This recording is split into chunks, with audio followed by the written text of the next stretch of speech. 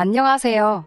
3년간 연애를 했던 남자와 결혼을 앞두고 예비 시어머니 덕분에 홀랑 뒤집어버린 여자입니다. 제 나이 올해 29살이고 결혼할 뻔한 예비 신랑은 저보다 4살이 많은 33살입니다. 연애를 워낙에 길게 하기도 했고 예비 신랑이나 저나 결혼 정년기나 마찬가지였고 예비 시부모님들은 오히려 예비 신랑이 저를 만나느라 혼기를 다 놓치고 있다고 생각을 하셨다니 저도 예비 신랑의 적당한 프로포즈에 응하고 결혼 준비를 시작하고 있었습니다. 연애하는 내내 사실 예비 시부모님, 특히 시어머니가 되실 어머님께서 저를 별로 탐탁치 않게 생각하신다는 느낌을 받았던 적이 몇 번 있어요. 왜냐하면 연애 중에 한 번도 저를 서로의 부모님께 보여준 적이 없었거든요. 3년이란 기간이 절대 짧다고만 볼 수 없는 긴 시간인데 저도 부담스러워서 선뜻 먼저 말을 꺼낸 적이 없었습니다. 하지만 무엇보다 예비 신랑이 나서서 자기 부모님들 보여주는 걸 꺼려 했었습니다. 어렴풋이 자기도 알고 있었나 봐요. 시어머니를 미리 보여줬다간 결혼은커녕 연애도 유지 못하겠다는 사실을요. 아무튼 예비 신랑의 프로포즈를 받고 예비 시어머니 집에 초대를 받아 처음 가보게 된 날이었어요. 예비 시어머니께서 저를 보고 건넨 첫마디는 이야기 많이 들었다. 잘 부탁한다는 등의 인사말도 아닌 우리 잘난 아들 마음을 누가 뺏었나 했더니 이 아가씨였구만. 이었습니다. 그때는 그냥 웃어넘기고 말았는데 첫 인상이 그렇게 좋으신 분은 아니었어요.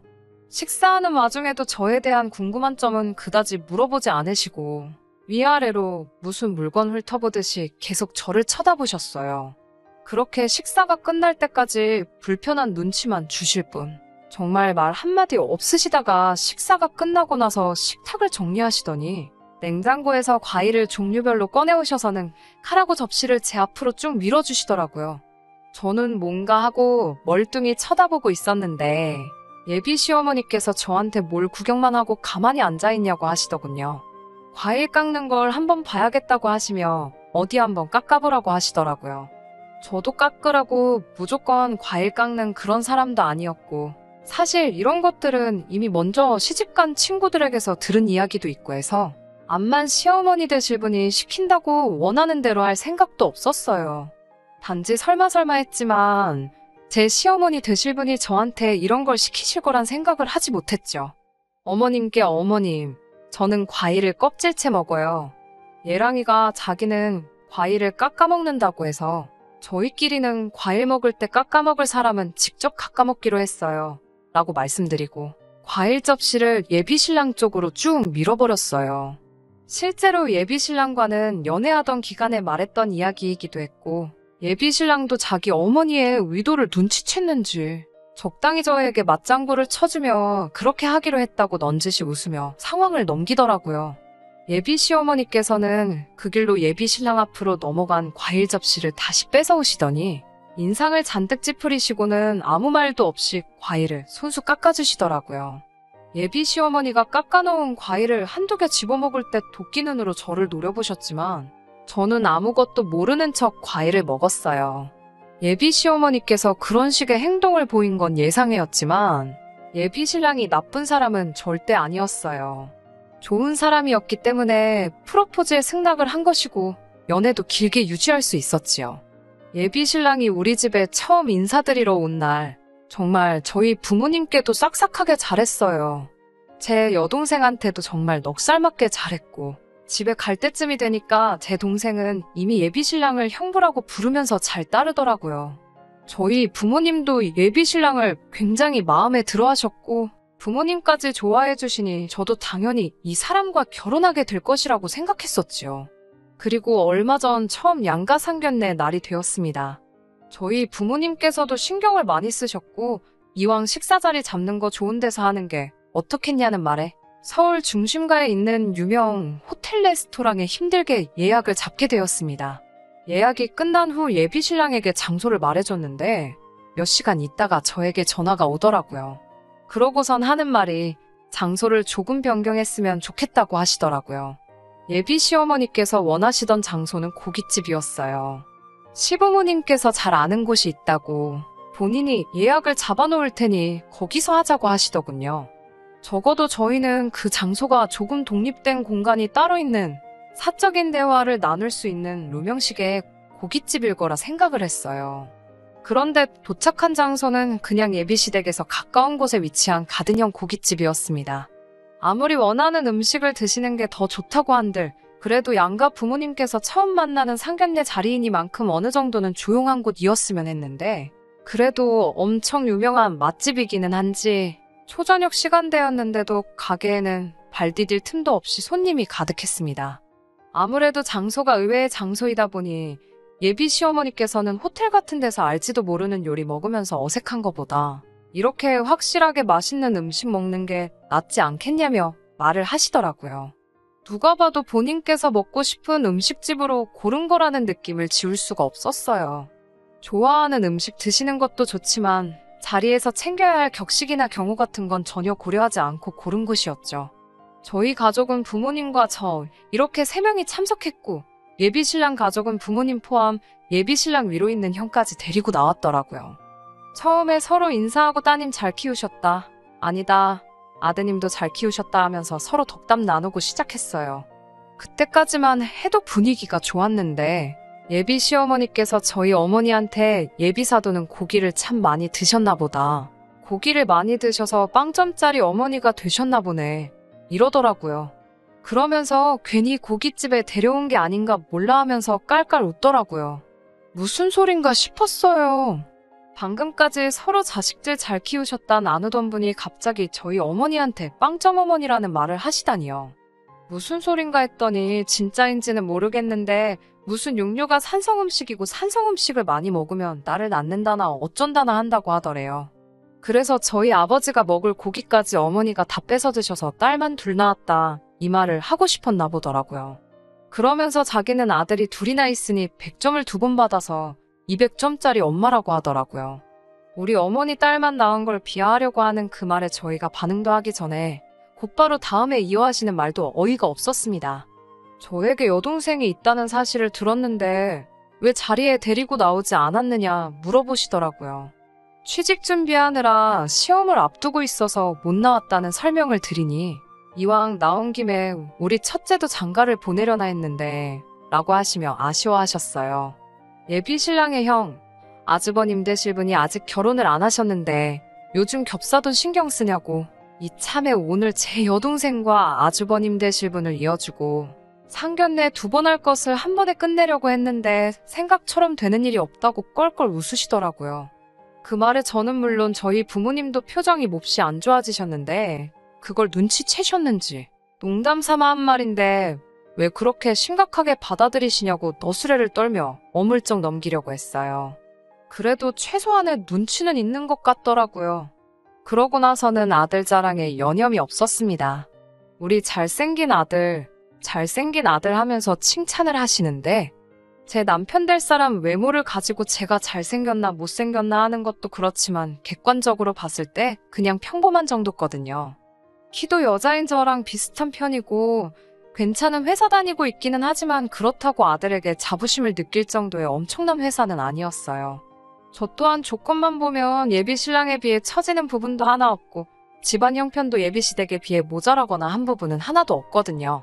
그런데도 멈추지 않고 저보고 시집 잘 오는 거라는 식으로 말하는 모습에 뭐 저렇게 호들갑이신가 하는 생각이 들었습니다. 그러고 있다가 얼마 안 있어서 주문한 고기가 나오기 시작했습니다. 정말 웅성거리는 소리도 소리지만 쉴 틈 없이 쏟아내시는 예비신랑 자랑 때문에 무슨 대화가 오갔는지 잘 기억이 안 날 정도로 정신이 없었어요.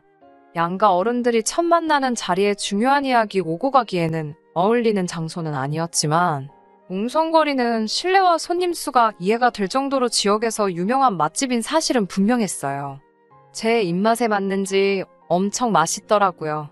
뭐 이야기할 분위기도 아니고 이왕 이렇게 된 거 밥이나 맛있게 먹자는 생각으로 고기를 추가로 더 시켰어요. 추가된 고기가 나오고 직원분이 고기를 맛깔나게 다 구워주셨습니다. 다 익어서 먹어도 된다고 하는 말에 팔을 뻗어 고기 쪽으로 향하니 시어머니 되실 분이 자기 젓가락으로 제 젓가락을 탁 쳐내더라고요.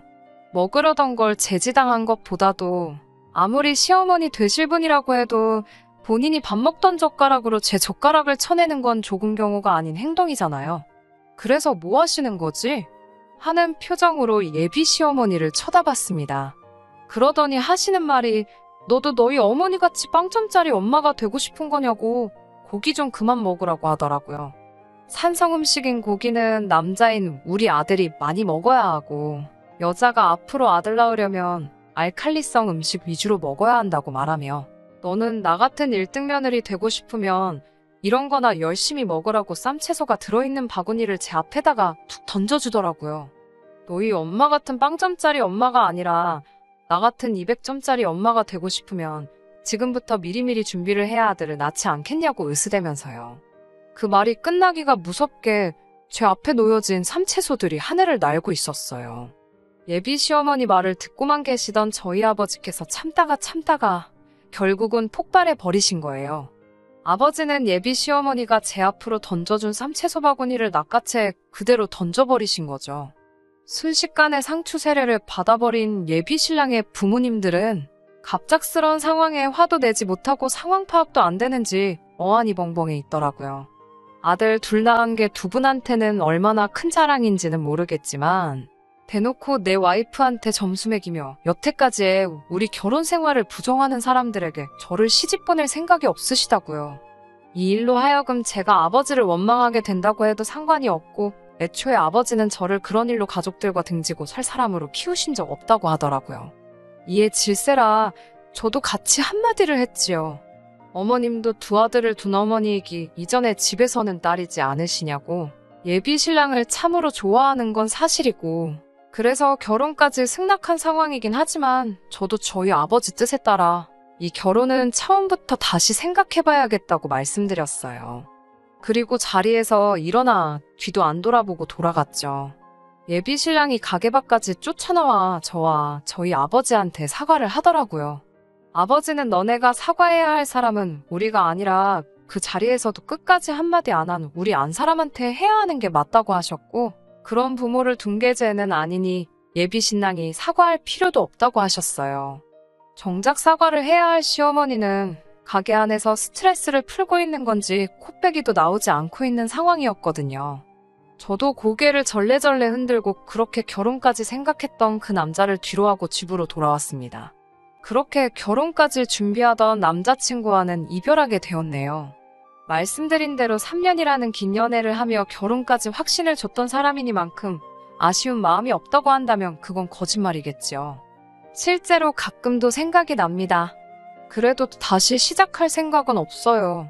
제가 사랑에 눈이 멀어 미래가 뻔히 보이는 불구덩이 안으로 스스로 들어갈 정도로 상황 판단을 못하는 사람은 아니니까요.